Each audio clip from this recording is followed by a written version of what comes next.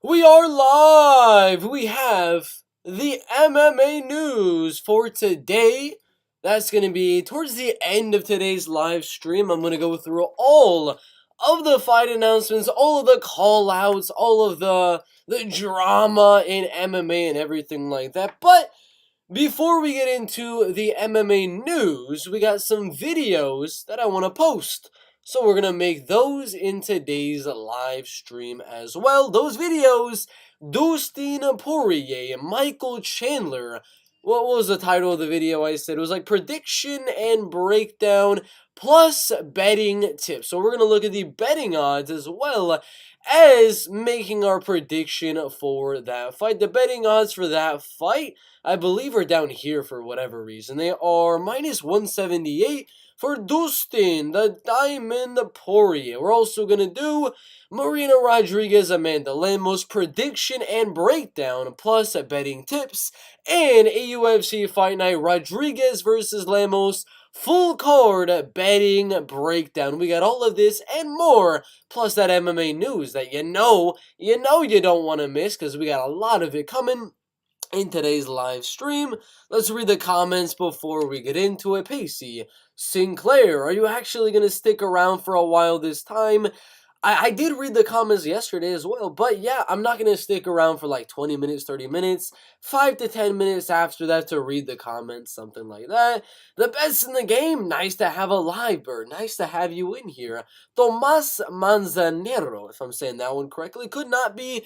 I'm American, you never do know, but let's get into the first one, which is going to be Dustin, the Diamond Poirier versus Michael Chandler, prediction and breakdown, plus the betting tips. With that being said, let's get into it. We go on to the UFC's lightweight division.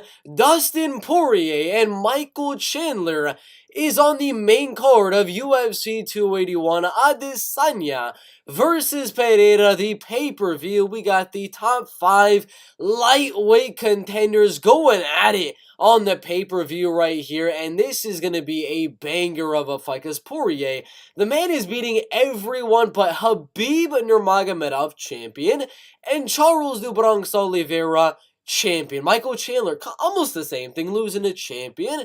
Charles Oliveira and title challenger Justin Gaethje. Now we have 2 title challengers here. Neither guy has been a champion of the lightweight or even the featherweight division. Dustin's going to be a bit taller, going to be a bit lengthier, but Chandler is going to be a bit more explosive. But that is what we're doing in today's video. I'm going to be breaking down this fight with Iron Michael Chandler and the Diamond Dustin Poirier, and I'm going to give you guys my prediction and my thoughts on who's going to win, why I think they're going to win, and how I think they're going to win, whether it's a submission, KO, or if it might be even a decision win. Then we're going to look at these betting odds and see if maybe they're worth an underdog stab at Chandler, or maybe we don't bet it at all, or maybe we bet Dustin Poirier. So all of that will be said in the video. If you're liking it so far, go down, smash like, and comment who you guys have winning, Michael Chandler or Dustin Poirier. I want to see like I want to make a poll in the comment section. I'll put a pinned comment down below in the comment section, and I want to see you guys literally put your predictions down below,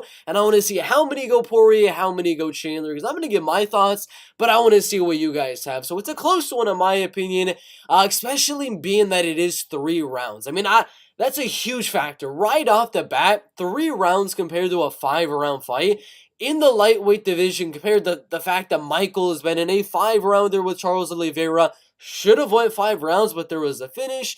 3-rounder with Gaethje and a 3-rounder with Ferguson. He's been in some 5-rounders over there in Bellator, but a lot of them didn't go the full entire 5 rounds, and the farthest I've really seen him go is 4 rounds.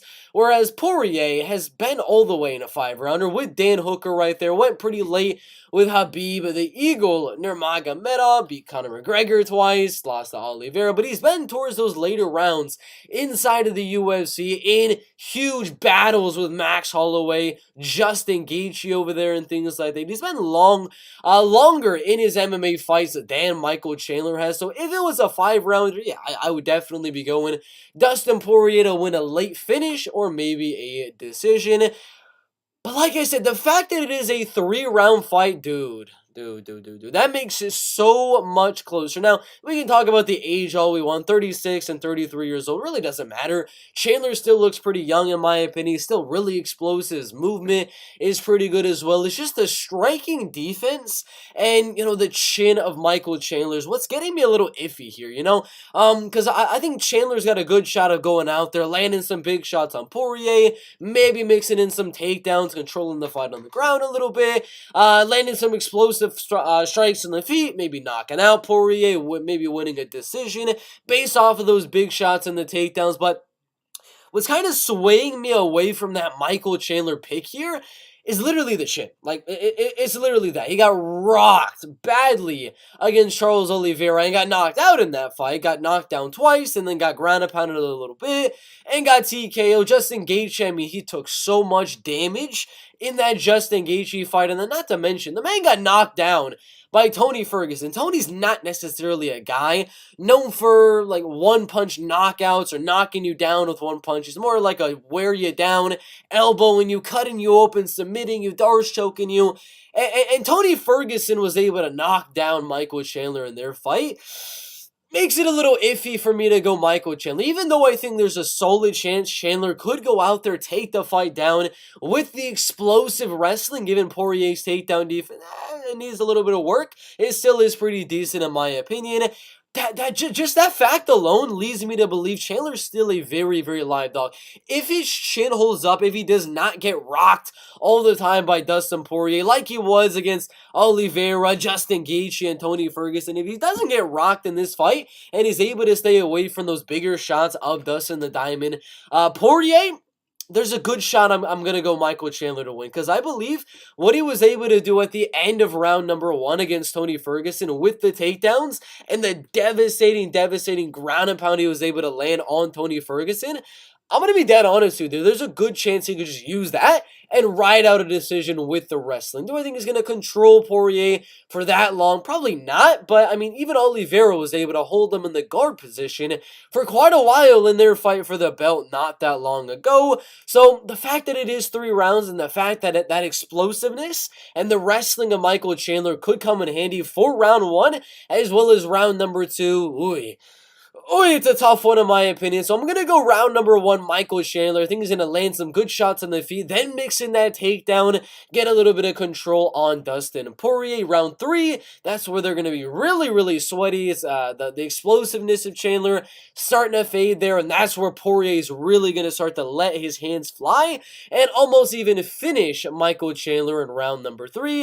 Then it's going to come down to round number 2. Who is able to win that round? Is Chandler able to land the takedowns even though they've gotten a little bit sweaty at that point, or is Poirier able to defend? Is he able to sprawl out of the way, just get out of the way of those takedowns and outstrike Michael Chandler? Because on the feet, I think Poirier is better. He's the faster striker, he's a more technical guy, he's going to land a little bit more volume, and the fact that Chandler's chin is a little iffy, I can definitely see Poirier winning round number 2. So those are my thoughts. Round 1, Chandler. Round 3, Dustin Poirier. Round 2, I believe Chandler will get close on a few of those takedowns, attempt a lot of takedowns in that round. It's going to be a close one, but I do lean Dustin, the Diamond Poirier, to win round number 2.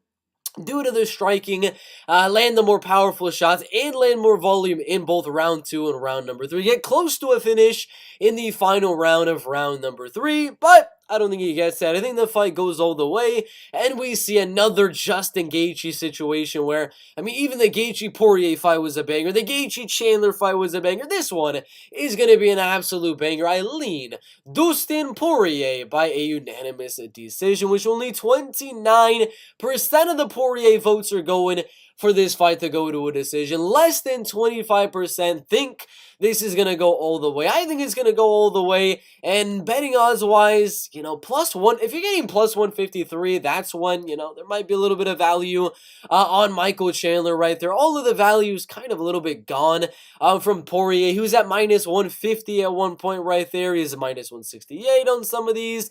-150, I'd say there was value for the second that it was at -150. Right now, I say wait for that dog money to come in on Chandler. All the people thinking he's going to have that explosiveness to hurt and knock out Poirier early. I say do not bet or wait for better odds on Dustin Poirier, because most of these ones you're not going to get that plus 150 odds anyway.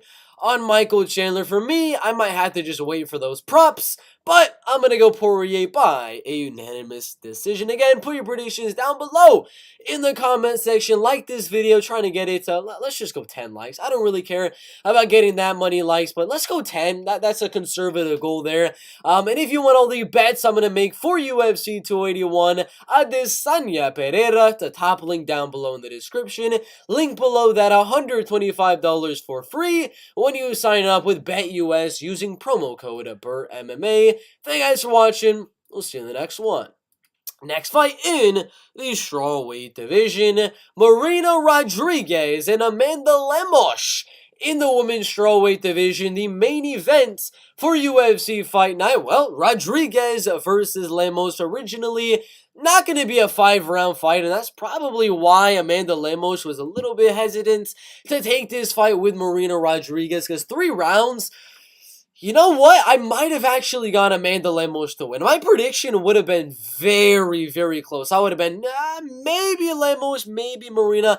Dude, my prediction would have been so back and forth on Amanda Lemos, Marina Rodriguez if it was a 3-round fight. But it got promoted to a 5-rounder. 2 35-year-olds in the strawweight division. 2 Brazilians in the strawweight division. Marina being slightly taller. I was like, dude, 3 rounds. Amanda Lemos just got that one in my opinion.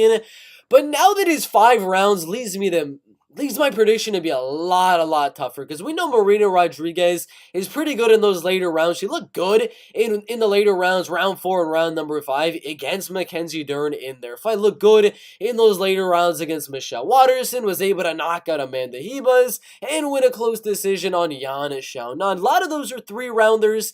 But, I mean, even in the 5-rounder that was Mackenzie Dern, she looked very good in those later rounds. And Amanda Lemos, being one of those fast-twitch, muscle fiber type of girls in this women's strawweight division, looking to land the shot to put the lights out of Marina Rodriguez, I can only expect. I mean, I could be wrong. I could be wrong. Maybe Lemos comes out there with a super conservative game plan all of a sudden just because I'm predicting this to happen. But most likely, we all gotta know, most likely Lemos is gonna go out there not with a conservative game plan, because if she goes out there conservatively letting her hands go, Marina's gonna beat her on the feet. She's gonna outland Amanda Lemos, out volume here. She lands more strikes per minute than Amanda Lemos. She lands more kicks, more punches, more knees, more everything on the feet than Amanda Lemos, so she really needs to let her hands go. And what we know about fast-twitch muscle fiber fighters like Amanda Lemos that have the power that Amanda Lemos does have is that once they start to let their hands go early on in round 1, early on in round number 2, when it is a 5-round fight and they're unable to get that finish, well, we kind of know what happens. They start to fade. They start to gas out a little bit. They start to become labor their shots, become really slow and very undamaging. And that's where Marina's really going to shine. Round 1, we'll go Amanda Lemos. She's probably going to try to mix in some takedown attempts here and there. Use her strength, use her wrestling and her grappling to do that a little bit early on in the fight when they're not as sweaty. Then land some big shots on the feet as well. She's probably going to win round number 1. She might win round number 2 as well. But I think Marina Rodriguez has enough in those later rounds, the better cardio, the better volume, the better combinations and things like that. In round 3, round 4, round 5, those rounds to possibly even get a finish. I mean, I know I did my earlier prediction. I believe I did it on Monday or Tuesday, so yesterday or the day before that. And I said Marina Rodriguez by a decision. But the more and more that I think about this fight, the more that I start to look at, maybe a knockout, maybe a decision win, the more I start to think Marina Rodriguez is very live for that knockout. She's plus 350 on the betting odds right there for a TKO win, which is crazy, in my opinion, for Marina Rodriguez, given that she's got power as well. She was able to knock out Amanda Ribas, hurt Mackenzie Dern a lot in their fight as well, especially being 5 rounds. Those later rounds, there's a lot of opportunities for Marina Rodriguez to get the finish.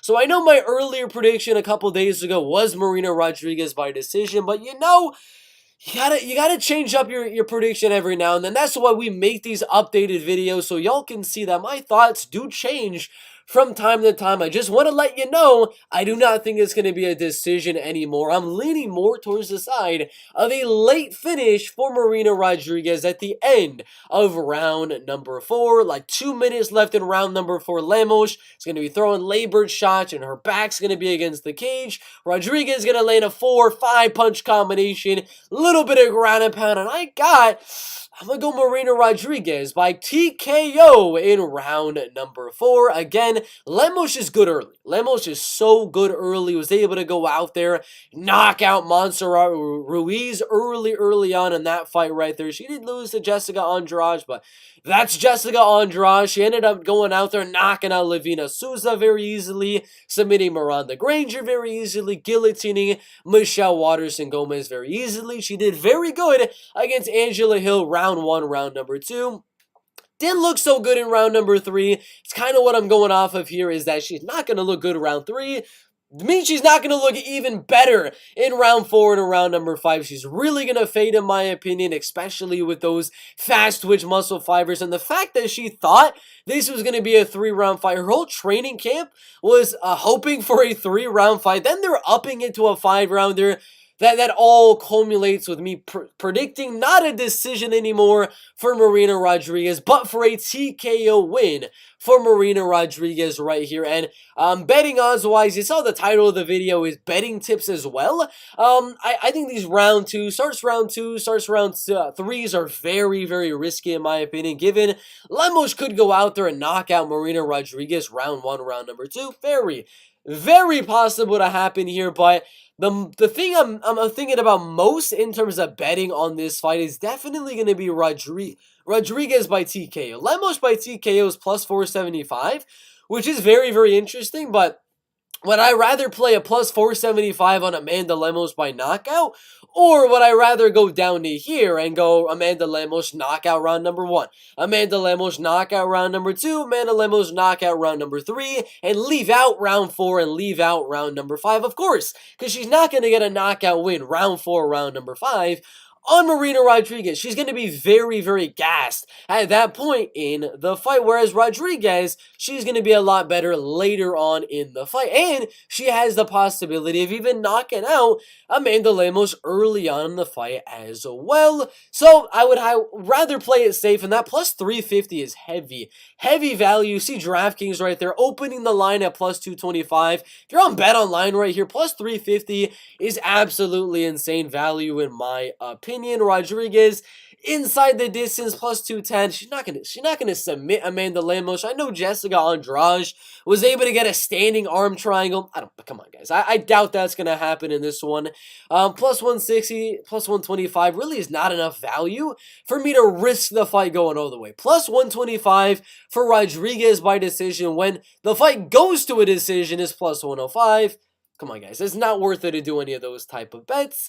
Lemos scorecard is no action. Rodriguez scorecard is no action. Those are pretty risky in my opinion, because I would agree they're both pretty 50-50 in the chance one girl will get the finish over the other. So I stay away. The only thing I look at would be a little bit of a sprinkle on Rodriguez by TKO. What do y'all think? Do you think Marina Rodriguez wins this fight, or Amanda Lemos? You got a KO, TKO, or decision win for either girl? Put your predictions down below in the comments. Smash like, subscribe to the channel with notifications turned on, and always comment on any video. If you watch any of my videos, always go down below and comment a prediction, comment a future prediction, comment anything relating to that video, and I'll greatly appreciate it. So comment on this video, like and subscribe. Check the description for $125 for free, as well as $3 for all of my MMA bets. Thank you guys for watching. We'll see you in the next one. And last but not least, we got the last video, but before then, we're going to look at the comments. Habib, Islam, and Abdulmanap gang banging a GOAT impression. No, we're not doing that. Unpopular opinion, I see Chandler winning with his wrestling. Good evening, AA Kazdif, but I don't see him using that wrestling too good. Maybe in round 1, not in round 2, not in round number 3. If MMA Joey puts me in a self-defense situation, I have to shoot through a crowd of people to defend myself, I won't be happy about my devastation in my path, but I'll be happy I defended my life. I like both these guys. Both are good guys, not annoying heels. They both know it's not fighting, it's entertainment. Thoughts on Guru hanging out with Prince Andrew on Epstein's Island? Very interesting. Habib calling DC a blank impression. No, I'm not. No. Praying Chandler wins. That would be fun. I would love to see Chandler versus Islam Makhachev. That would be a banger. Chandler buying another black person. No, I'm not doing that. I'm doing dabs of venom. OG lie butter yum yum. Enjoying this stream? I have a like. I don't know what that means. Dabs of venom. OG lie butter yum yum. What does that mean? I miss you, Pacey. Strickland's burner says he's gay. Tell your mother the Democrats are calling her breakfast taco one day while counting her vote. The next day, Lemos had a big weight cut, and a fight delay is not going to help the weight cut or the jet lag. That is true, especially coming in from Brazil. Going to be interesting for Amanda Lemos. Bert, thoughts on your dead great-grandmother voting Biden in this past election? Funny, my god, dude, I'm so baked. Cheers, guys, Mr. Gandroid. Way of the Gandroids. Guru committing racially motivated genocide against Dagestanis. I don't know. I'm not doing that. All right. The kids in Ben Shapiro of YouTube MMA community, he just keeps talking and doing it fast AF as well. I do talk very, very fast. But it helps get the videos done. I mean, would you rather a 1 hour prediction or a 10-minute prediction? I can get it down very, very fast and save you guys a lot of time. He's more like Black Jesus. Yo, Bert, what is up, Budrich? Islam milking a male goat? Yes, that's all. I don't know. Hi, Bert MMA. Thank you for this stream. And what's up, Space Zombie 1? You're welcome for this stream. What you doing, Bert? Doing early predictions. Actually, not early. Yeah, early predictions for Michael Chandler versus Dustin Poirier. And doing a breakdown and betting breakdown as well for the main event, Rodriguez versus Lemos. Now we're going to do the full card betting breakdown. If you had to bet on a fight that'll go over 1.5 rounds, on the main card, what would it be? Neil Magny, Daniel Rodriguez, Parisian, Ulanbekov. Probably be Neil Magny and Daniel Rodriguez. What are the betting odds on the over? There isn't even an over 1.5, so I guess around minus 400, minus 350. That'd be it. If those odds come out for the over 1.5, it'd be D-Rod and Neil Magny. Thoughts on Guru's self-diagnosed made-up disease he cries about? I don't know what it is. Thoughts on MMA Joey getting banned from Thailand of suspicion of hot dog and child smuggling? I mean, I can't say I'm surprised. I like a 1,000 hour prediction video. Y'all would not handle it. Y'all could not handle that. Islam's wife giving birth to a kid with 6 legs. Okay, what do you mean? Oh, do you think Volk is a good underdog pick against Islam Makhachev? I do not, because I've already bet Islam Makhachev to win at like minus 305. I've already bet Islam Makhachev, so no, I don't think it's a good underdog bet. Is the fight still happening? It is. All of the Brazilians that were rumored to possibly cancel are still on. You're the man, Bert. Thanks for that, Thomas Manzanero. Again, I don't know if I'm saying it correctly, but thanks for checking out the stream. I think Grant Dawson fight goes over 2.5 rounds. I do. I believe Grant Dawson wins a decision. Are you going to get much value on that? No, minus 225. Isn't really that much value, but I think it does go over 2.5 rounds. With that being said, let's get into the betting breakdown. UFC Fight Night Rodriguez versus Lemos, full card betting breakdown as well. I mean, I'll give you my predictions as well, but you should already know them based off of the regular prediction video. But I'm going to look at every fight on the prelims, every fight on the main card, and give you my best bets and my thoughts on what bets you shouldn't do, what bets you should do, parlay pieces, straight bets, prop bets, whatever the case may be, for every single fight at UFC Fight Night Rodriguez versus Lemos. If you like the sound of that, go down and make sure to like the video, subscribe to the channel, and comment your favorite bets for UFC Fight Night Rodriguez versus Lemos. with that being said, we're going to start from the bottom and make our way to the top. Ramona Pascual, Tamirez Vidal. That kind of rhymes a little bit in the bantamweight division, if you know. My prediction is Tamirez Vidal. Would I bet that? No. Minus 150 is ridiculous. For Tamirez Vidal, even minus 140 is ridiculous. For Tamirez Vidal, I mean, I wouldn't even bet it at minus 110. I'd have to wait for plus money on Tamirez Vidal to bet. So money line wise, I don't want anything to do. Super low level bantamweights in the UFC, no.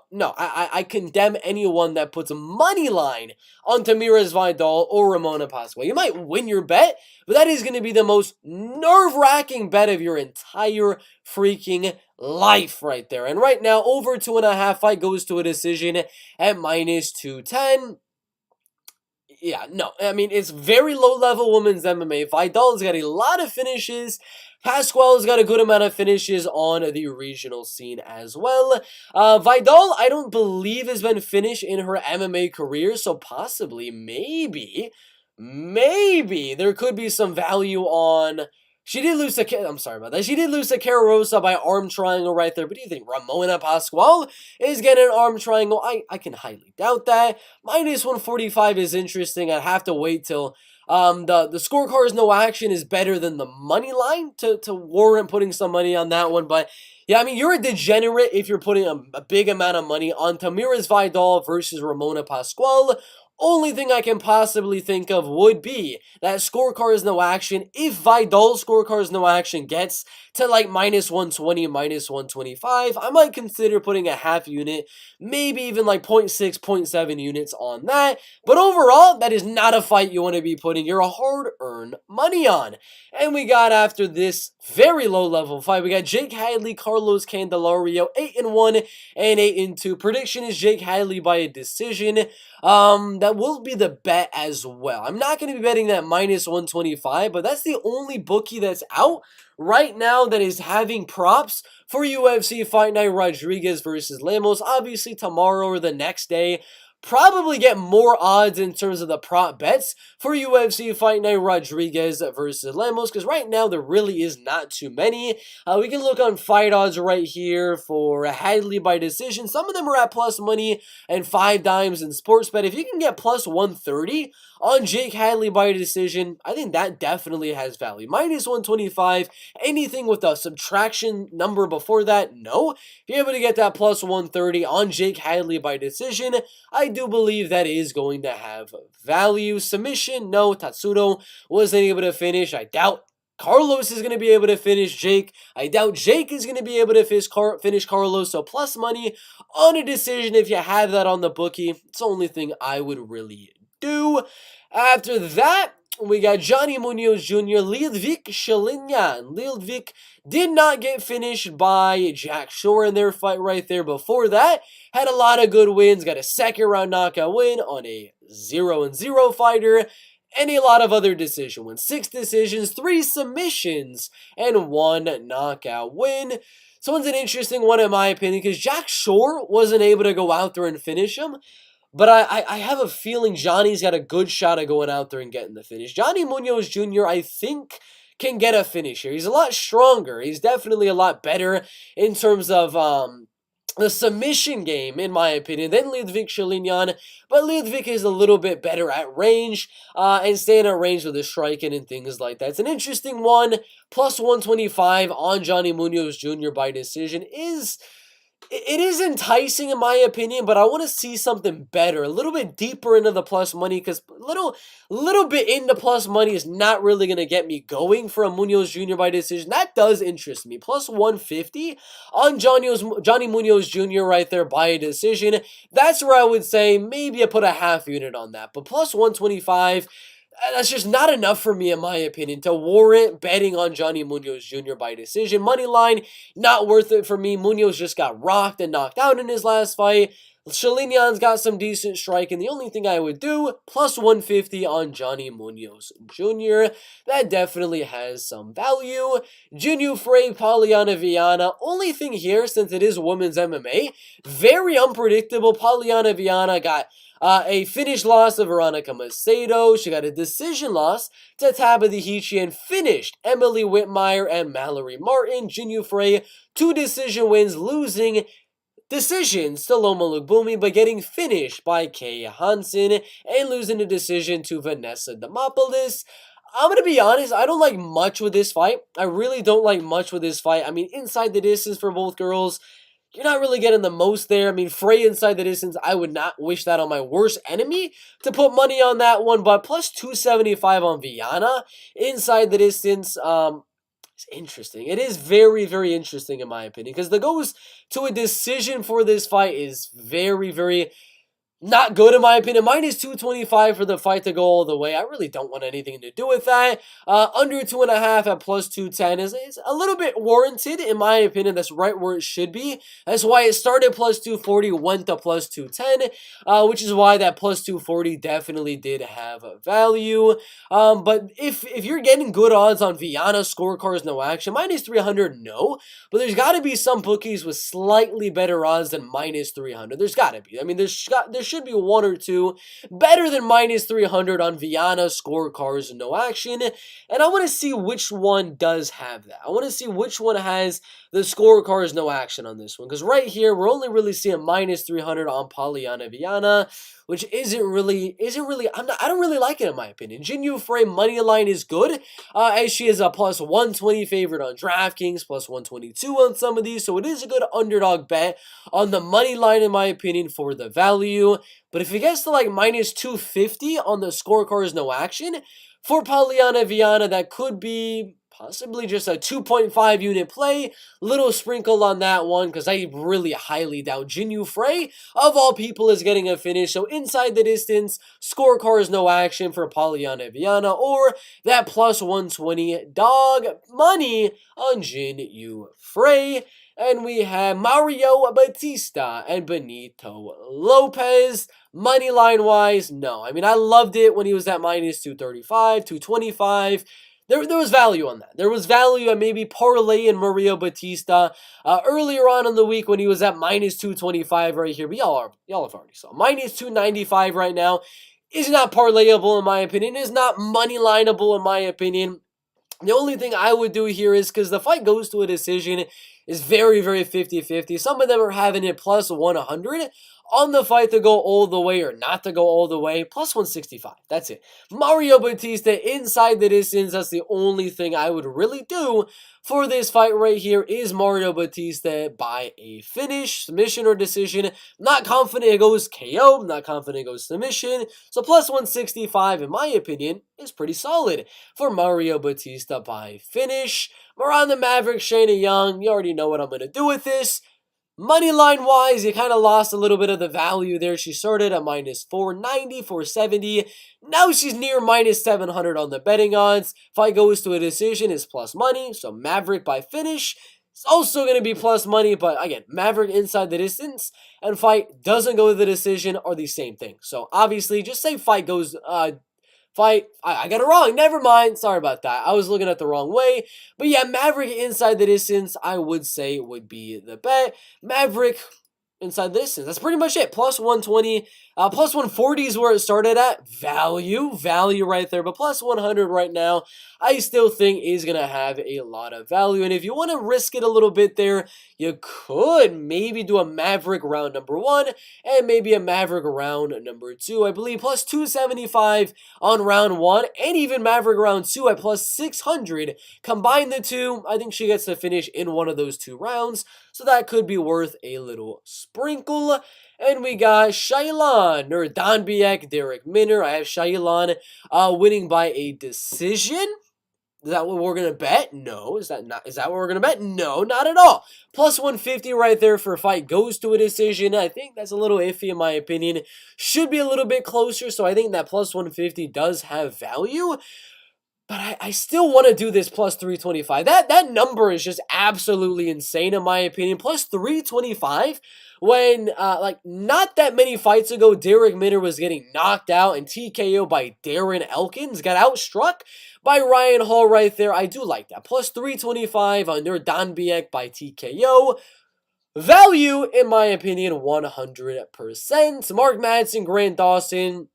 The over-unders, I'm not liking it. There's really nothing there for me.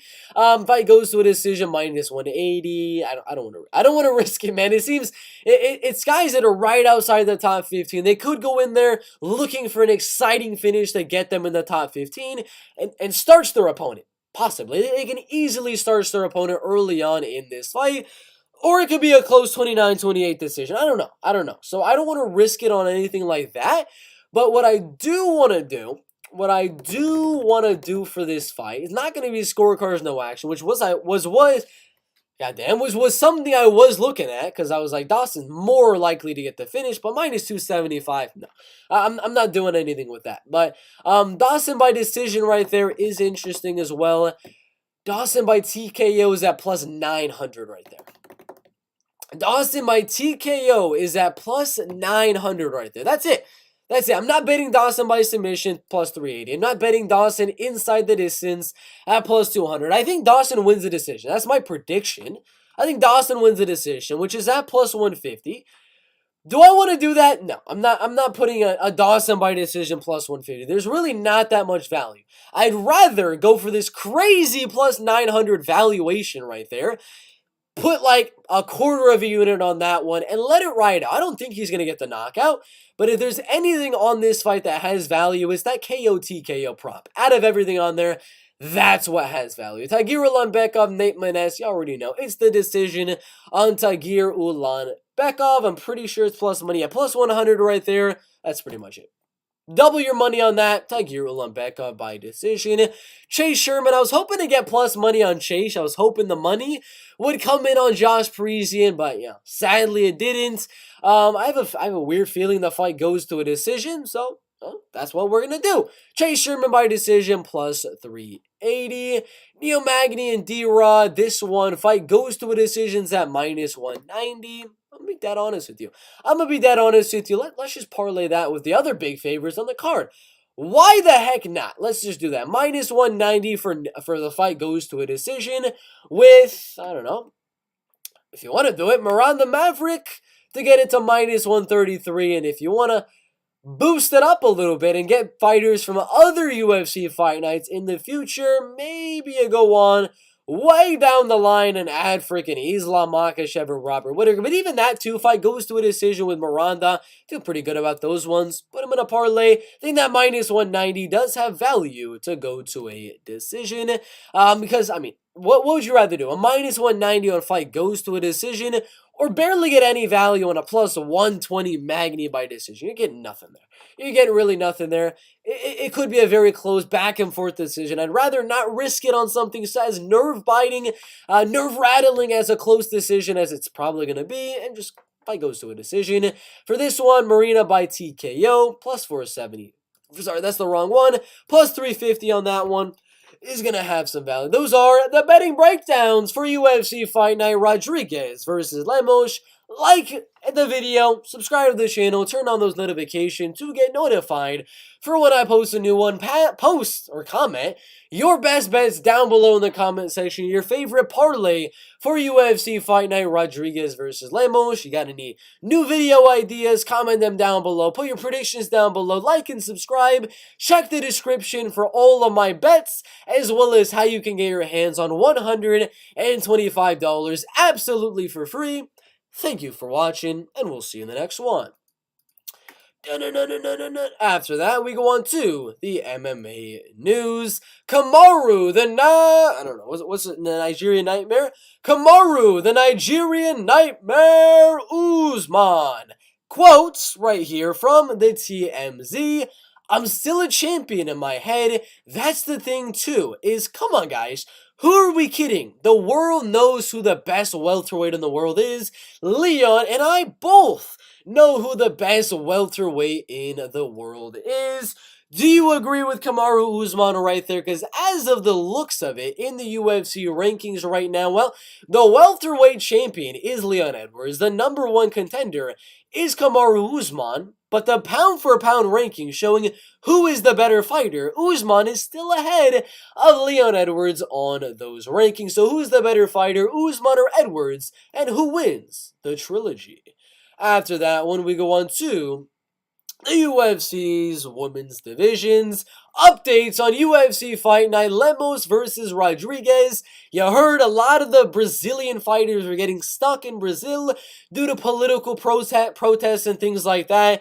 But Tamires Vidal, one of the UFC fighters, the first fight of the night, taking on a very unknown fighter in the first fight of the night. Forgetting the name right now. I'm going to be dead honest. I'm forgetting the name of that girl, so we're going to redo it. Update on UFC Fight Night Rodriguez versus Lemos.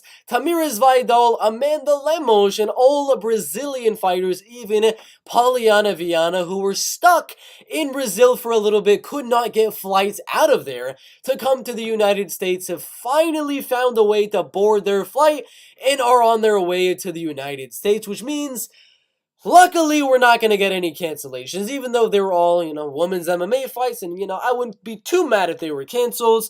We're not going to get any cancellations on these 3 fights. Who do y'all think wins these 3 matchups between Brazilians, Vidal, Poliana Viana, and Amanda Lemos?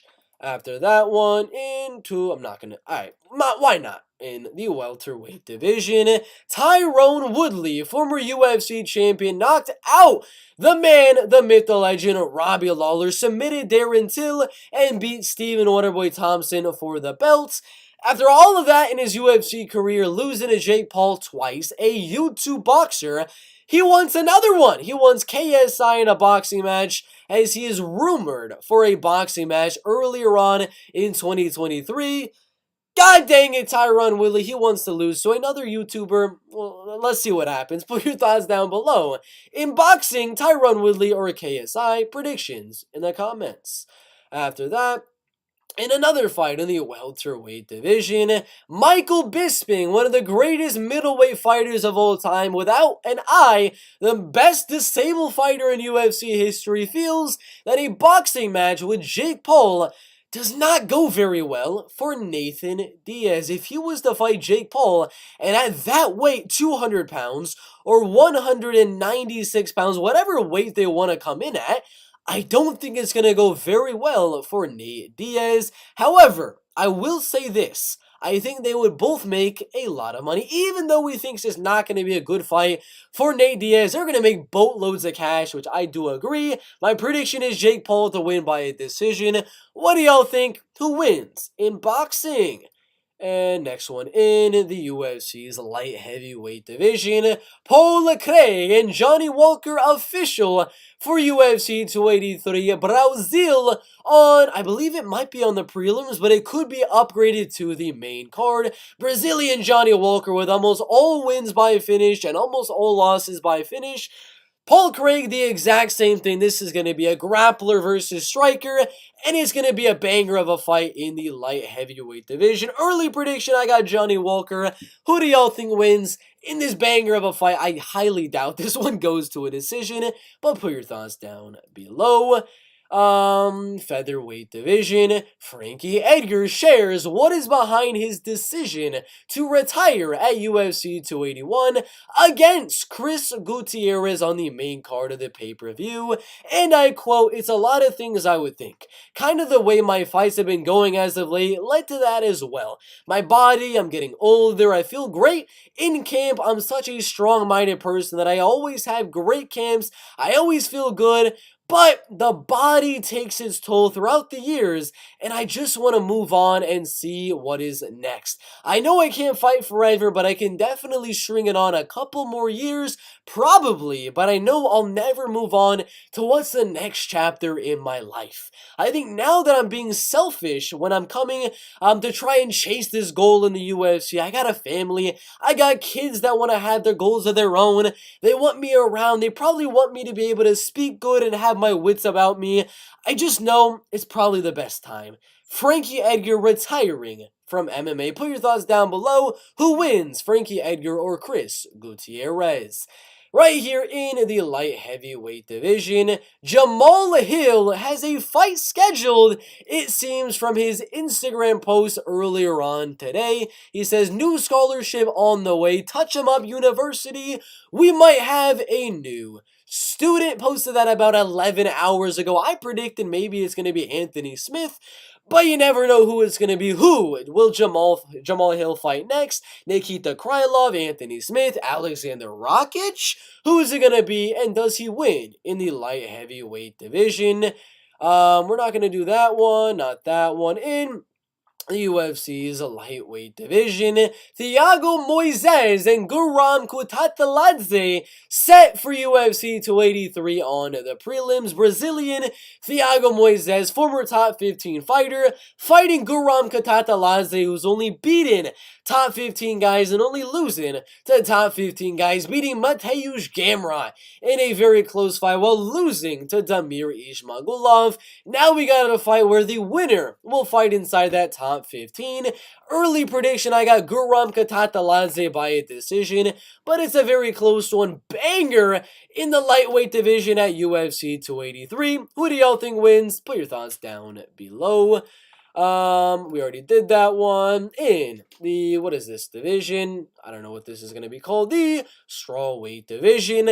Alex Poatan Pereira, the UFC title challenger, about to fight Israel Adesanya at UFC 281's sister is going to be fighting inside of the LFA. She is also experienced as a kickboxing fighter for Glory Kickboxing, and now she is fighting inside of the LFA, just as Alex Pereira was able to do and knock out an opponent in his LFA debut to earn that UFC contract. So will the sister of Alex Pereira, and potentially she could win a few fights and find herself also inside of the UFC. Make sure to look up some film on this amazing prospect here in Aylin Pereira. Who do y'all think she's going to fight in her LFA debut? Put your thoughts down below.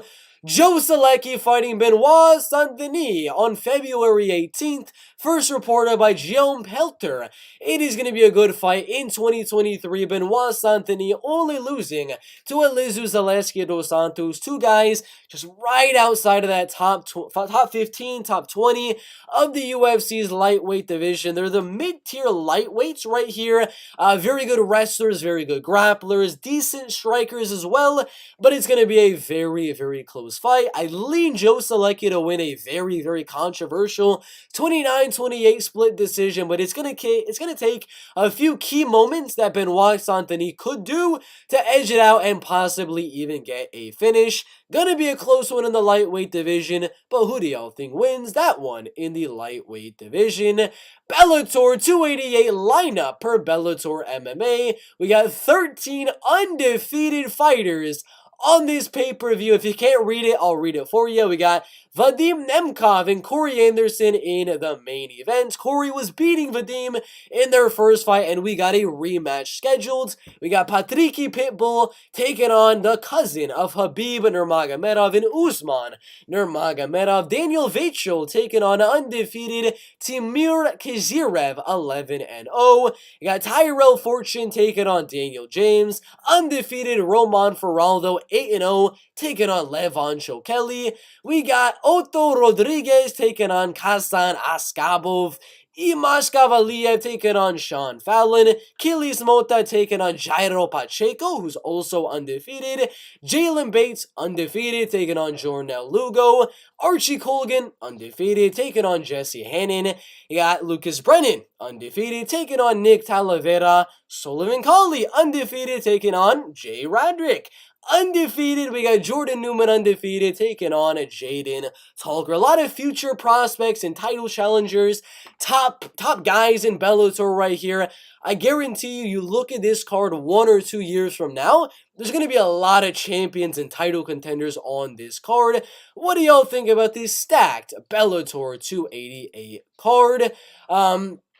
What is the next one after that? Marina Rodriguez expects UFC 281 title fight winner no matter how she beats Amanda Lemos at UFC Vegas 64, and I don't blame her. I mean, I'm looking at the UFC rankings as of right now.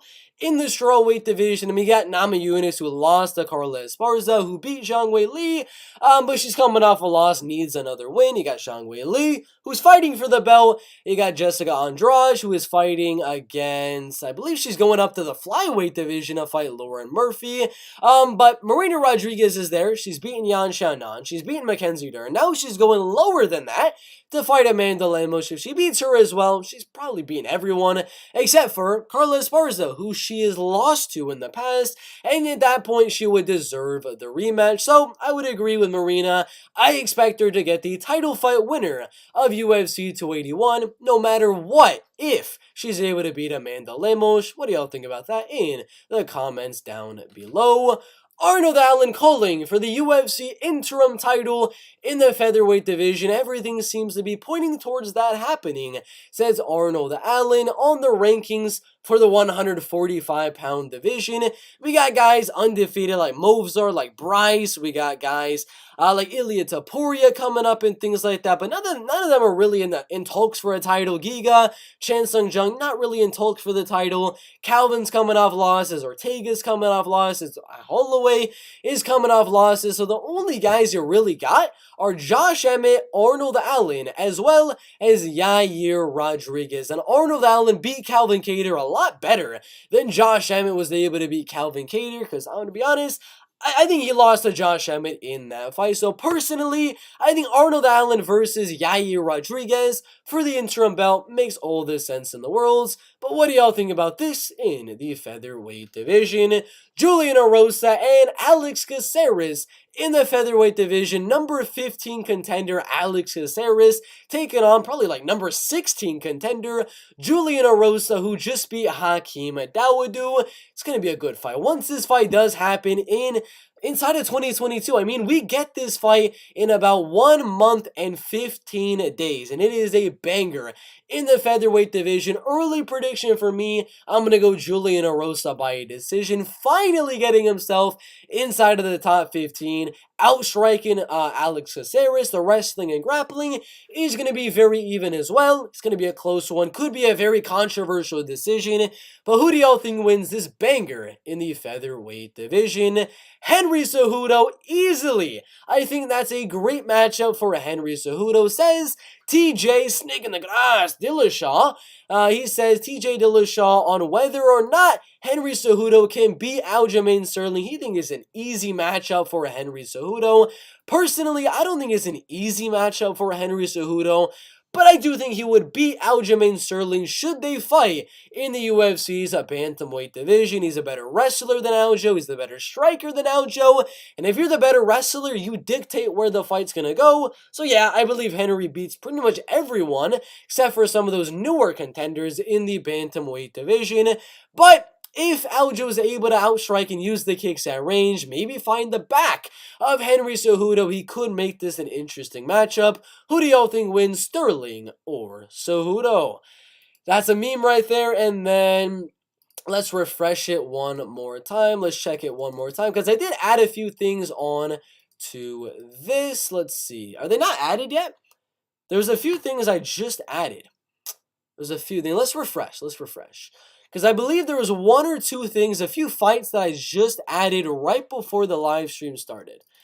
Let's see if I can find it. I don't know if it's a glitch or something. There it is in the UFC's bantamweight division. Aljamain Sterling and Chito Vera have a little bit of a back and forth. Sterling says, I said June, but I'm sure I'll have a little bit of an itch to compete again sooner than that. I really don't care against who.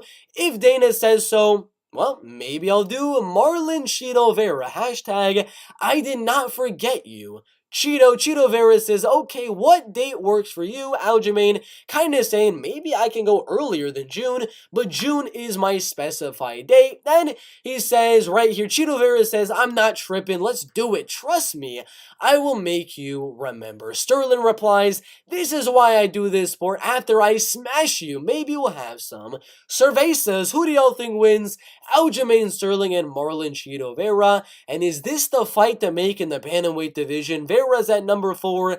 Aljamain's not going to fight Merab. He's already beaten Petr Yan, and Sterling barely beat Petr Yan in a quite unconvincing fashion. So, do you think Marlon should fight Sterling? O'Malley should fight Sterling? Or maybe Vera versus O'Malley and Cejudo versus Sterling? What are your thoughts there in the bantamweight division?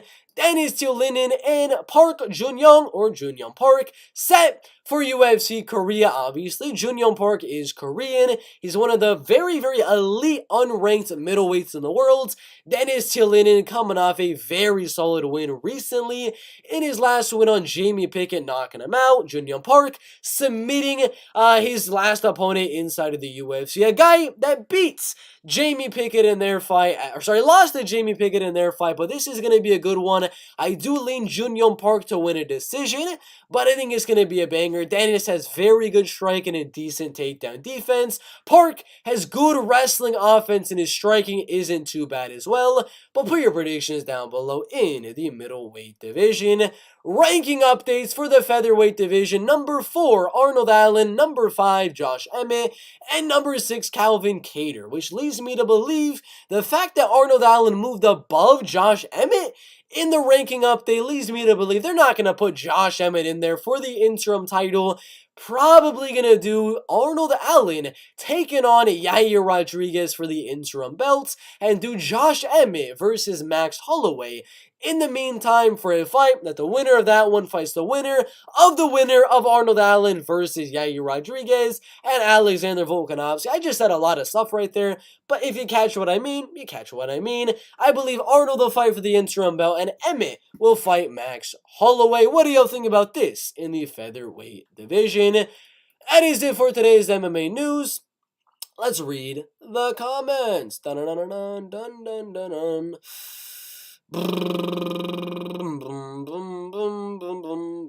There's a lot of comments, jeez. No. This is a lot of freaking comments.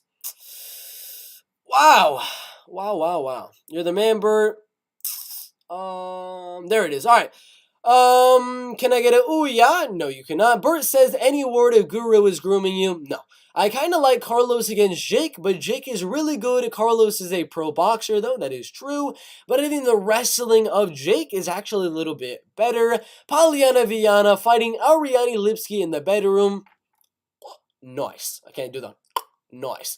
You Americans are lucky to be able to bet on the prelims. You're not able to bet on the prelims? Eesh, that's unlucky. Last night was the happiest night of my life for reasons I do not wish to share. Do you scratch or pull? I don't know what that means. When you are joining the IP2 for the RV streams, she's such a smoke show. Thoughts on MMA Joey's wife being Oscar Mayer? I don't know who his wife is. We need UFC 281 to hurry up. I agree. Thoughts on spicy deli mustard? Not good. Not good at all. This could have been a Mitchell Evloyev. Yes, it could have. Yes, it could have indeed. If you can be any female fighter, who would you be? I don't know. Mackenzie Dern, maybe? I don't know. Tracy Cortez. Thoughts on MMA Joey refusing to eat healthy? Makes sense. And yeah, his foot amputated. He rolls anyway, so he doesn't need his feet or anything like that. E-Money MMA. Who's that? The Cougar. Joanna Jonjacek. Robert Tisches. Well, I'm not answering. It's a fake E-Money. Lol. He has work 12 to 8. Kamaru Luzman, Marty Fake Newsman, the CEO of EPO. Thoughts on Kraft macaroni and cheese? Not good. Gotta cut weight for wrestling, so can't be eating that. I want T-Wood bad in UFC shorts. He's got such a bandwagon. I'm gassed as a 1940s. Alright. Nate Diaz, Walker by knockout? I agree. Thoughts on milking welfare? No bueno. I support you, Jan versus Ankalaev. I got Ankalaev by it's a 3-rounder, so I got him by a decision. Reyes Span winner. It could be that one.